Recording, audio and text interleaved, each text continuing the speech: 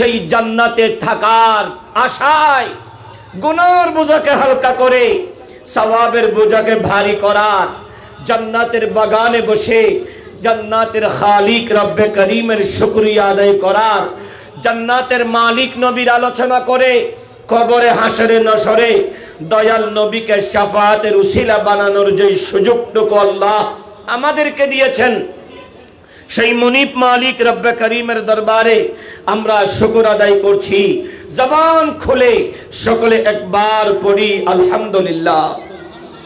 সাথে সাথে যে নবী না হলে কায়নাতের কিছুই হতো না, সেই নবী সরওয়ারে কায়নাত ফখরে মওজুদাত শামসুদ্দোহা নবী দু জাহান নবী মুহাম্মদুর রাসূলুল্লাহ সাল্লাল্লাহু তাআলা আলাইহি ওয়াসাল্লাম রওজে পাক সোনার মদিনা জানাই লক্ষ কোটি সালাত ও সালাম। আবার আকবার মুহাব্বতের আওয়াজে পড়ি আলহামদুলিল্লাহ। আমি আশিকানে মুস্তাফা সাল্লাল্লাহু তাআলা আলাইহি ওয়াসাল্লাম বাংলাদেশ এবং তরুণ পর্ষদের প্রত্যেক ভাইদের শুকরিয়া আদায় করছি, যাদের অক্লান্ত পরিশ্রমের ফসল 4 বছর ধরে 4খানা জান্নাতের বাগান উপহার দিয়ে যাচ্ছে। আপনাদের শুকরিয়া আদায় করছি, যারা শুরু থেকে নবী মুস্তাফার মিলাদের বাগানে বসেছেন। আল্লাহ আজকের বসা কঠিন কিয়ামতের ময়দানে আমার আপনার সকলের জন্য নাজাতের উসিলা করে দিক, আমিন বলি। আসলে মাগরিবের পরে মানুষ আসে না, কারণ আমরা হুজুগি বাঙালি এবং হুজুগি মুসলমান। বিরিয়ানির প্যাকেটের আওয়াজ যখন কড়র কড়র ডেকের মধ্যে চলবে, তখন আমরা আস্তে আস্তে আসা শুরু করি। এটাই হলো মুসলমানের বদভ্যাস। আজকে যদি এখানে জমাদার ফাড়ার ছেলেগুলা মাহফিল না দিয়ে একটা ল্যাংটা নারীর অনুষ্ঠান দিত, ডুমের বাচ্চার ডুমের অনুষ্ঠান দিত, গান বাজনা ওয়াদ্দারিবু বিত্তাবাল ওয়াদ্দারিবু বিত্তানবুর, যেগুলা কোরআন সুন্নাতে হারাম, সেই রকম দুল তবলার গান বাজনা করা হতো। দাওয়াত দেওয়া লাগতো না, চেয়ার বসানো হতো না, চায়ের দোকান থেকে উঠে উঠে আসতো একটুখানি দেখার জন্য। কারণ আমরা জাহান্নামের রাস্তায় চলা পছন্দ করি, জান্নাতের রাস্তা ছেড়ে দিতে আমরা পছন্দ করেছি। কিন্তু জান্নাত আল্লাহ আমাদেরকে দিয়েছেন দয়াল নবীর জন্য। বড় করে বলি না সুবহানাল্লাহ। প্রিয় হাজরিন, দেখবেন আজকে যদি সমগ্র বাংলাদেশে মুসলমান আলহামদুলিল্লাহ ঐক্যের দিকে আছে আহলে সুন্নাত ওয়াল জামাত। আজকে সুন্নি অঙ্গন আহলে সুন্নাত ওয়াল জামাত ঐক্যবদ্ধ হয়ে মাঠে ময়দানে কাজ করার প্রয়াসে মাঠে নেমেছে। এটা আমাদের জন্য শুভ লক্ষণ। প্রত্যেক দরবার, প্রত্যেক পীরের মুরিদ, প্রত্যেক দরবারের আশিকান, প্রত্যেক মুসলমানের উচিত যেখানেই ভালো কাজ হবে সেখানেই আসা, নিজেদের জীবনটা পরিবর্তন করার কিছু শিক্ষা নেওয়া। আগেরকার মাহফিলে আমাদের আকাবির যখন আলোচনা করত, মানুষ হেদায়েত হতো, আর যারা শুনতো তাদের অন্তরে সেই আলোচনাগুলা গেঁথে যেত। আফসোসের বিষয়, বর্তমান আমরা যারা আলোচনা করি আমাদের মধ্যে সেই শালীনতার অভাব, এবং যারা মাহফিল শোনে তাদের মধ্যে একাগ্রতার অভাব, যে কারণে আমাদের সমাজটা উগ্রতার দিকে যাচ্ছে। এখন দেখতে পাচ্ছি আপনার প্রতিটা দিন আমি দেখলাম গতকালকে 1200 শিক্ষককে লাঞ্ছিত করা হয়েছে। তিনি যেই দলের হোক, যেই পথের হোক, যেই অনুসারী হোক, যিনি দুষ করবেন দোষীর বিচারকগণ বিচার করবে। কিন্তু যার কাছে আমি একটা শব্দ পড়েছি, তিনি আমার উস্তাদ, তিনি আমার শিক্ষক, উনাকে সম্মান করা, উনাকে ইজ্জত করা, এটা আমার উপর লাজিম। আজকে সমাজের ভিতরে মুসলমান দেখবেন ছেলেগুলা উস্তাদকে মেরে আনন্দ করতেছে এবং বলছে আমি আমার শিক্ষককে মেরে আনন্দ পাচ্ছি। এটাই হলো আমরা যে বাঙালিরা ধ্বংসের দিকে যাচ্ছি, সেটার এক একটা আলামত। আসুন জীবন পরিবর্তন করি।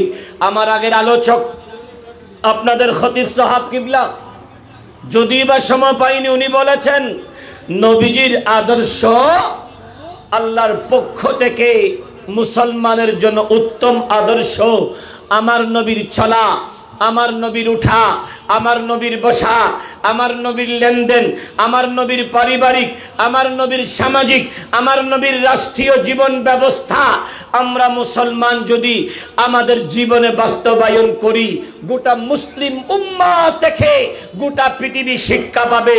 যেইভাবে সৈয়দুনা ফারুক আজম রাদিয়াল্লাহু তাআলা আনহু থেকে গোটা পৃথিবী শিক্ষা পেয়েছে, নীলনদ শিক্ষা নিয়ে পানি ছেড়ে দিয়েছে, আমরাও যদি সেই ফারুক আজম রাদিয়াল্লাহু তাআলা আনহুর আদর্শটা জীবনে ধারণ করি, আমাদের সমাজটাও সেই রকম সুন্দর হবে। পর করে বলি না সুবহানাল্লাহ।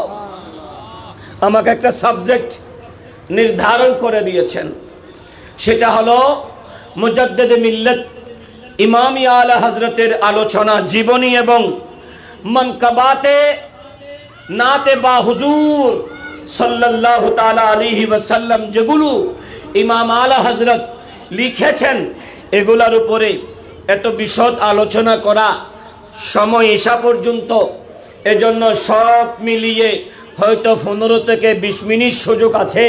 এই সময়ের ভিতরে আলা হযরতের জীবনী আর আলা হযরতের কালাম এটা সম্ভব নয়, তারপরেও চেষ্টা করি, কারণ আমরা তো হার মানা মানুষ নই, আমরা তো গোলামে মুস্তাফা। বড় করে বলি না সুবহানাল্লাহ।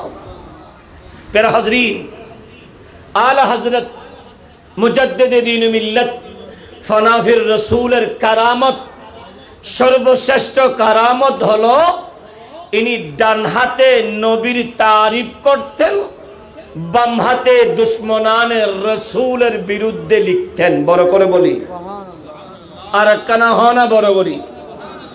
এই এলাকার মধ্যে ফুয়াশা নাই ফাল্লার, আর জুন বসুন নতুন একবার উড়ে একবার বই ফুয়াও নরে বিরিয়ানি ন দিবে না, সিটিং গেট খলিতে আল্লাহ ভালো তো আসাচ্চা সাচ্চে করে ফুটতে দিয়ে দি। যাক প্যারা হাজরিন, আলা হযরত ইনি কেমন, ওনার দাদাজান হজরতে আলী রেজা খান, আব্বাজান হজরতে নকি আলী খানকে বলছেন, বাবা তোমার ঘরে এমন একটা সন্তান হবে যেই সন্তান গোটা জগৎটাকে নবীর প্রেমের বিভোর বানাবে। বড় করে বলি আলা হযরত এটাই বলেছেন। আলা হযরতের কালামের ভিতরে खौफ न रख रजा जरा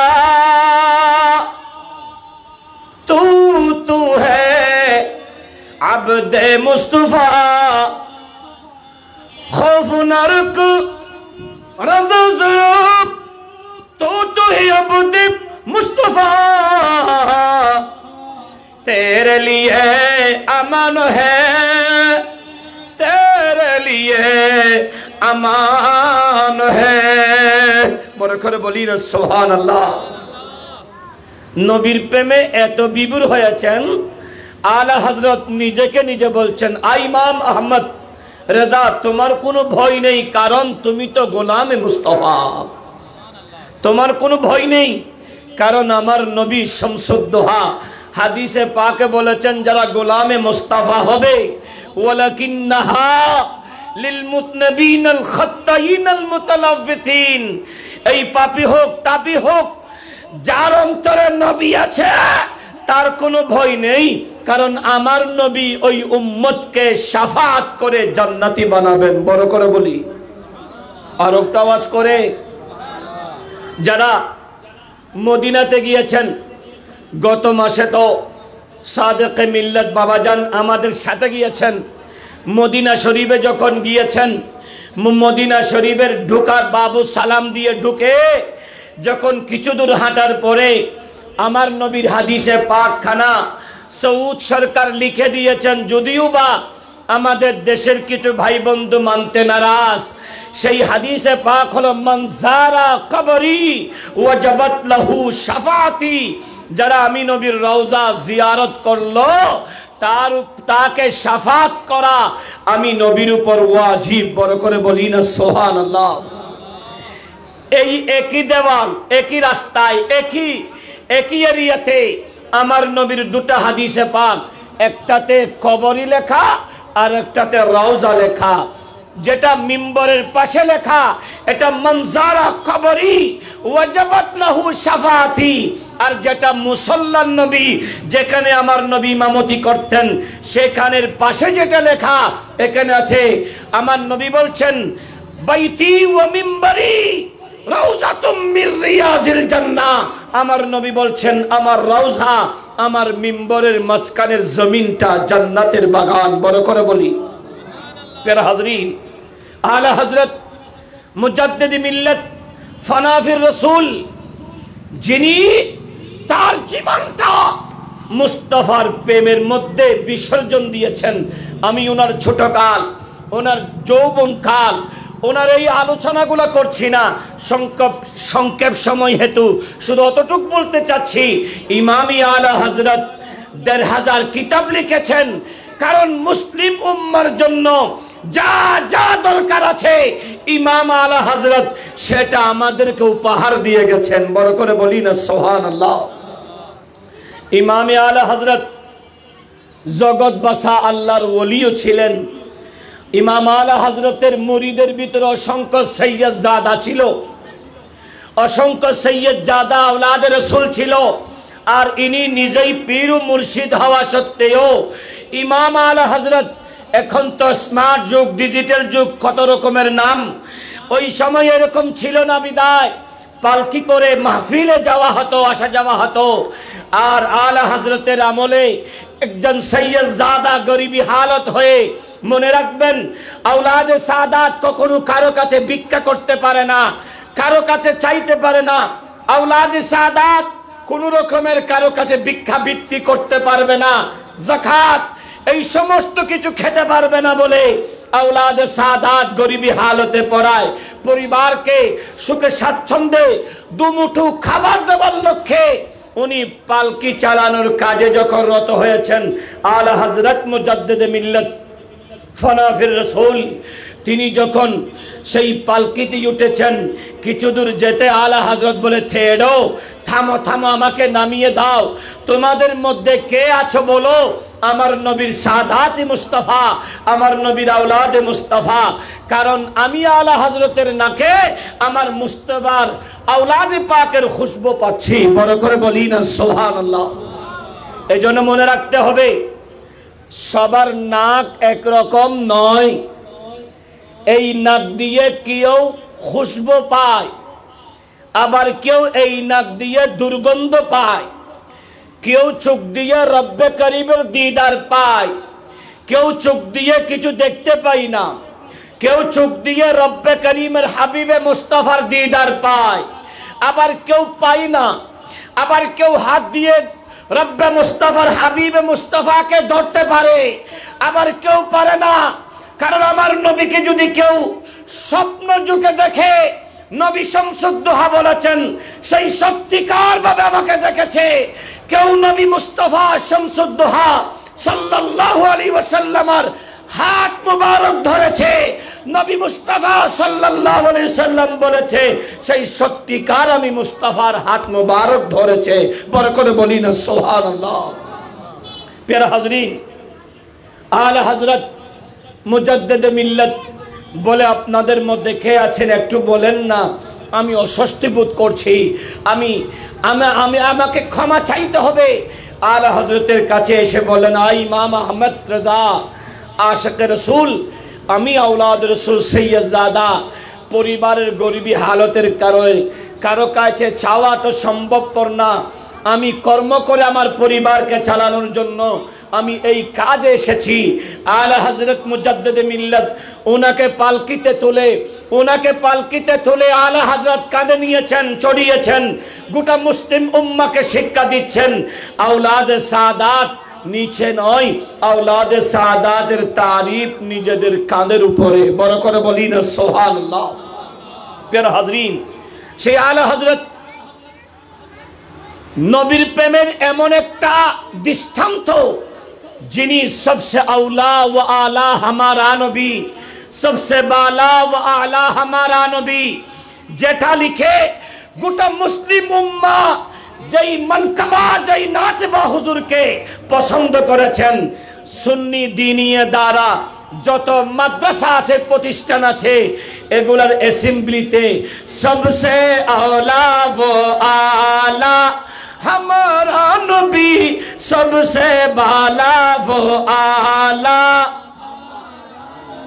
सब জায়গায় सबसे औला ও আলা হামারা নবী চলছে। কারণ এটা এমন একটা নাতে বা হুজুর, এটা আমার মনে হয় আলা হযরত আমার নবীকে দেখে দেখে লিখতেছিলেন। বড় করে বলেন না সুবহানাল্লাহ।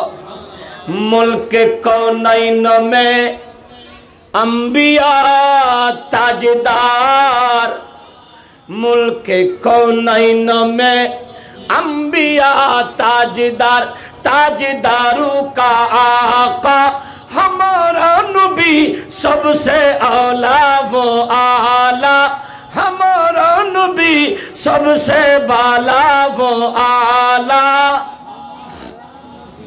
आला हजरत এই নাতের ভিতরে আমার নবীর তারিফ শুরু থেকে শেষ এমন ভাবে করেছেন, যারা বলবে আমার নবী সমস্ত নবীগণের পরে এসেছেন বলে অনেকেই আমার নবীর 40 বছর নবুয়ত পেয়েছেন বলে, 40 বছর পরে নবুয়ত পেয়েছেন বলে আগেরকার নবুয়তের আদর্শগুলা মানা যাবে না, অনুসরণ করা যাবে না বলে উক্তি দিয়ে সমাজের ভিতরে বিভ্রান্তি ছড়াচ্ছে। ইনাদেরও জবাব দিয়েছেন ইমাম আলা হযরত মুজাদ্দিদ মিল্লাত, সমস্ত সৃষ্টির উপরে আমার নবী, সেটারও প্রমাণ আর তারিফ করেছেন। মুস্তাফার তারিফ এমন ভাবে করেছেন, আলা হযরতের তারিফ শুনে হাকিমুল উম্মত আশরাফ আলী তানবী বলতে বাধ্য হয়েছেন আলা হযরত হলো সচ্চা আশিকে রাসূল। বড় করে বলি, আর একটা আওয়াজ করে বলেন প্রিয় হাজরিন। আমরা সেই আলা হযরতের উরসে পাক হয়তো দেখেছেন, প্রায় 2 কোটি মানুষ 3 দিন যাবত হিন্দুস্তানের ইউপি বেরেলি শরীফে ছিল। 3 দিনের প্রোগ্রামে ওখানে 2 কোটির উপরে মানুষ, নাই ঝামেলা, নাই কোনো মারামারি, নাই কোনো কাটাকাটি, সেখানে শুধু একটাই চলে। আমি যখন গত বছর উরসে পাকে গিয়েছি, আমি দেখেছি ওখানে উরসে পাক যখন আসে 3 দিন ব্যাপী, আলা হযরতের যত কিতাব আছে প্রত্যেকটা কিতাব অর্ধেক দাম করে দেওয়া হয় যাতে মানুষ কিনতে পারে। আলা হযরতের ওখানে নাতে বা হুজুর সারাটা রাত চলে। আমার মনে হয় 4-5 হাজার শায়েরগণ আলা হযরতের কালামগুলো তেলাওয়াত করে পড়ে, আর সারা রাত লাখো লাখো মানুষ আলা হযরতের কালাম শুনে কান্না করে করে নবী মুস্তাফার প্রেমের চোখের অশ্রু বিসর্জন দেয়। আর সারাটা রাত কিভাবে চলে, কিভাবে মানুষেরা আলা হযরতের ওখানে গিয়ে বসে থাকে। ছোট্ট একটা জায়গা, আলা হযরতের কারামত, ছোট্ট একটা জায়গা বেরেলি, চতুর্পাশে হিন্দু বাহিরা আছে। ছোট্ট একটা জায়গাতে এই 2 কোটি মানুষ কিভাবে হজম হয়, কিভাবে থাকে। আর আলা হযরতের আওলাদ যারা আছে এদের কাছে যখন গেলাম, দেখলাম হাদিয়া কই, কিসের কোনো খবর নাই, শুধু আছে খালো খালো, শুধু খাওয়াতে আছে। কুত্তে কি আসতেছে, কে দিচ্ছে, কিভাবে আসতেছে খবর নাই, শুধু খাওয়াতে আছে আর দোয়া করতে আছে। আর আলা হযরতের মাজার শরীফে শুধু পুষ্পার্পণ আছে, আর মিলাদ ও কিয়াম, সালাত ও সালাম, নাতে বা হুজুর আছে। তাজুশ শরিয়ার ওখানে নাতে বা হুজুর চলছে। আওলাদে রাসূলের ইমাম আলা হযরতের আওলাদে পাক যত মাজারাত আছে সেখানে শুধু নাচ চলছে, জিকির চলছে, নাই কোনো মারামারি, নাই কোনো হিংসা। এই সিস্টেম যদি বাংলাদেশের প্রতিটা দরবারে এসে যায়, এই দেশের মানুষ আর মাজার ভাঙতে বলবে না, গুঁয়াকে সত্যিকার মাজার ওয়ালাদের প্রতি সম্মান প্রদর্শন করবে। বড় করে বলি না সুবহানাল্লাহ। প্রিয় হাজরিন, দেখেছেন সিরাজগঞ্জের একটা দরবারের মধ্যে পাগলা মামার মাজার ভেঙে দেওয়া হয়েছে। যদিও বা যারা ভেঙেছেন তাদেরকে আমি খারাপ বলছি না, বিরোধিতা করব না, কারণ ইউদিল্লু বিহি কাসীরান ওয়া ইয়াহদি বিহি কাসীরা বলেছেন আল্লাহ, আর হেদায়েতের মালিকও আল্লাহ। তারা বলে গিয়েছেন এই দেশ কারো বাপদাদার নয়, এই দেশ কেউ আনে নাই।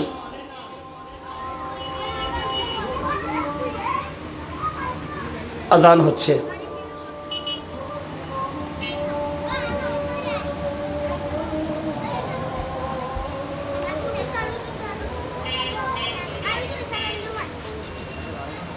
তোমার আর গুফ আসা নাই, উনি লেলে করবে ওনার বুয়া দিবার লাই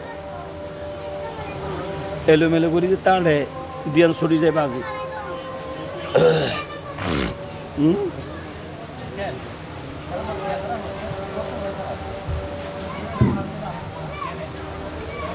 একটা কমিটির ভুয়া নাই, কেউ নাই, করলে মাহফিল করবি তোরা। তুই হন্ডা আছো, ইয়া হন্ডা আছো না? মারহাবা। আচ্ছা আচ্ছা, পরিবার বালা আছে? ঠিক আছে।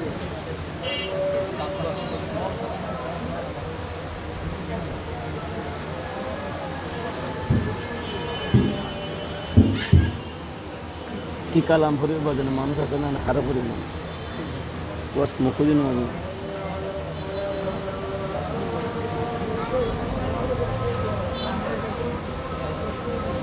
মারহাবা।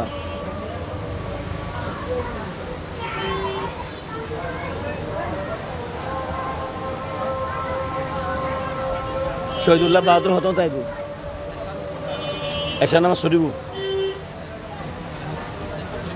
হ্যাঁ আজ তো হোক, কারণ মানুষজন নতালেন কি করবো, কি লাগবো তো শেষ করতে ভালো ওবার জানালে সব যাবো।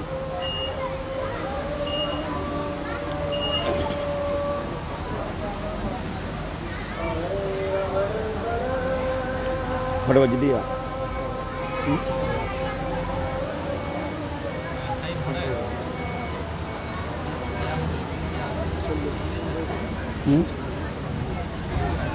जाओ, ये समय तो नहीं आजान हटाई दी बोलते। अच्छा अच्छा,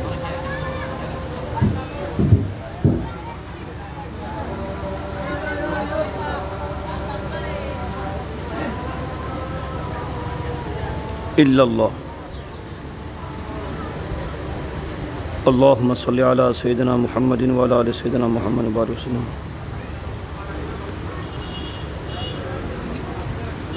सलातुन या रसूलल्लाह अलैकुम सलामुन या,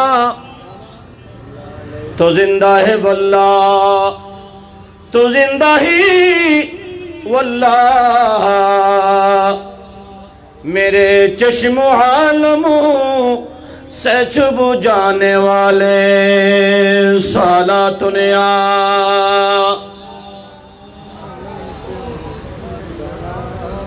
একেবারে সংক্ষেপ আলোচনা, কারণ আমি ঈশা পর্যন্ত, আমার পরে আমার ভাই শহীদুল্লাহ বাহাদুর আলোচনায় থাকবেন, এজন্য সংক্ষেপ। প্যারা হাজরিন, আলা হজরত মুজদ্দিদে দ্বীন মিল্লত ফানাফির রসুল ইমাম আহমদ রিজা খান ফাজলে বেল্লভী রাদিয়াল্লাহু তাআলা, উনি ওনার জীবনটা সাজিয়েছেন আমার নবীর আদর্শের উপরে। বড় করে বলি না সুবহানাল্লাহ। এই জন্য আমি কোরআনুল কারীমের 3টা আয়াতে করিমা পড়েছিলাম। 1 নম্বর আল্লাহ বলছেন ওয়া আম্মা বিনি'মাতি রাব্বিকা ফাহাদ্দিস, আই মেহবুবে মুস্তাফা সাল্লাল্লাহু আলাইহি ওয়াসাল্লাম, আপনি আপনার প্রভুর নিয়ামত পেয়ে সেই নিয়ামতের অধিক হারে চর্চা করুন, গুণকীর্তন করুন। এই পৃথিবীতে আল্লাহ আমাদের জন্য আমার হাবিবি মুস্তাফার মাধ্যমে যত নিয়ামত পাঠিয়েছেন সর্বশ্রেষ্ঠ নিয়ামত হলো আমাদের নবী মুহাম্মাদুর রাসূলুল্লাহ সাল্লাল্লাহু তাআলা আলাইহি ওয়াসাল্লাম। বড় করে বলি না সুবহানাল্লাহ। এইজন্য আলা হযরত উনার শুরুতে আমার নবী তারিফ করেছেন। আমার নবীর এমন ভাবে করেছেন ইসালাত কুল ইমামত কুল। আমার নবীর তারিফ এভাবে করেছেন সুবহে তৈবা মে হুই বট। आला हजरत एभावे करेছেন समक तुझसे पाते हैं सब पाने वाले। आला हजरत अमर नबी तारीफ एभावे करेছেন जमीन व जमा तुम्हारे लिए मकीन व मका तुम्हारे लिए। आला हजरत अमर नबी तारीफ एभावे करेছেন सुल्ताने दमन फूल जखन फूल दहन फूल जखन फूल। अमर नबीर तारीफ एभावे करेছেন आला हजरत जे या रासूलुल्लाह গোটা কায়নাতের রূহ আল্লাহ আপনাকে বানিয়েছেন। বড় করে বলি না সুবহানাল্লাহ।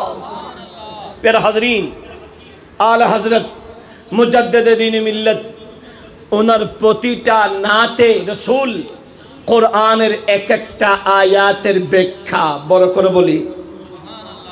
যেমন কোরআনের আয়াত ইউদুনাল্লাহ ওয়া রাসূলহু লাআনাহুমুল্লাহু ফিদ দুনিয়া ওয়াল আখিরা।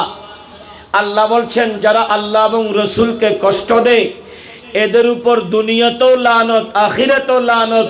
আর আলা হযরত এটা এভাবে বলেছেন তুজসে और जन्नत से क्या मतलब आई जालिमो दूर हो हम रसूलुल्लाह की जन्नत रसूलुल्लाह के। बड़ করে বলি প্যারা হাজরিন, আলা হযরত আমার নবী তারিফ কুরআন বলছে ওয়াশ-শামসি ওয়া দুহাহা ওয়াল কমারি ইদা তালাহা। কুরআন বলছে ওয়াদ-দুহা ওয়াল লাইলি ইদা সাজা। আর আলা হযরত এটা বলছেন আরশ হক হে মুসনদে রিফাত রাসূলুল্লাহ কি দেখনি হে হাশর মে ইজ্জত রাসূলুল্লাহ কি। বড় করে বলি সুবহানাল্লাহ। কুরআন বলছে আমার নবী তারিফ ওয়া রাফা'না লাকা যিকরাক। আমার নবী তারিফের আলোচনা আমাদের শুরুতে আমার ভাই মুর্শেদুল আলম কাদেরী সাহেব করেছেন। আমার নবী তারিফ আর আলা হযরত মুজাদ্দিদে মিল্লাত বলছেন লাম ইয়াতি নাযীরু কাফি নাযরিন। আমার নবীর তারিফ এভাবে করেছেন যে কুরআনুল কারীমের আয়াতের ব্যাখ্যা আলা হযরত নাতে রাসূল দিয়ে করেছেন। বড় করে বলি না সুবহানাল্লাহ। প্রিয় হাজরিন, এজন্য আলা হযরত নিজের জীবনটা এমন ভাবে সাজিয়েছেন। আলা হযরতের কাছে মুরিদ হওয়ার আশায় একজন টকবকে যুবক এসেছেন। 3 দিন অবস্থান করেছেন। 3 দিন অবস্থান করে আলা হযরতের কাছে কোনো রকমের কারামত যখন দেখেননি ওই যুবকটা চলে যাবে। আলা হযরত বলে ছেলে তুমি কি জন্য আসলে আবার কি জন্য যাচ্ছ? বলে ইয়া আলা হযরত আমি এসেছিলাম আপনার তারিফ শুনে প্রশংসা শুনে আপনার হাতে বায়াত হওয়ার জন্য, কিন্তু আমি আপনার কোনো কারামত দেখিনি। তো আলা হযরত বলেছে তুমি কি আমার নবীর হাদিসটা শোনোনি? তুমি কি দেখোনি? এই একটিবার বলো তো দেখি। আমি আলা হযরত নামাজের আগে আমার নবীর সুন্নতের বিপরীত কোনো কিছু দেখেছো? বলে না না। উজুতে দেখেছো? বলে না না। ঘুমোতে দেখেছো? বলে না না। খাওয়াতে দেখেছো? বলে না না। চলাই দেখেছো? বলে না না। আপনার প্রতিটা কাজে আমি সুন্নতে রাসূলকে দেখেছি, আমার নবীর সুন্নতকে দেখেছি। সুন্নতের বহির্ভূত কোনো কাজ আপনাকে করতে দেখেনি। আলা হযরত বলে যুবক এটাই হলো একজন হক্কানি আল্লাহর ওলি হওয়ার যথেষ্ট প্রমাণ। বড় করে বলি, কারণ আকাশ দিয়ে উড়ে যাওয়া, পানি দিয়ে হেঁটে যাওয়া এটা আল্লাহর ওলিদের কারামত নয়, এটা জাদুঘররাও দেখাতে পারে। আল্লাহর ওলিদের অরিজিনাল কারামত হলো আল্লাহর ওলির পা থেকে মাথা একেবারে সম্পূর্ণ আমার নবীর আদর্শের উপর থাকবে। আলা হযরত কোনদিন নামাজ কাজা করেনি। আলা হযরত কোনদিন কোরআন তেলাওয়াত ছাড়েননি। আলা হযরত কোনদিন দরুদ মুস্তাফা ছাড়েননি। আলা হযরত মা বাবার খিদমত ছাড়েননি। আলা হযরত গরিব দুঃখীর সেবা করেছেন।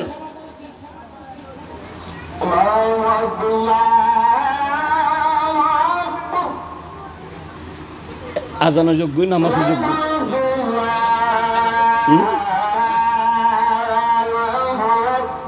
আল্লাহু আকবার, আল্লাহু আকবার। সে বললেন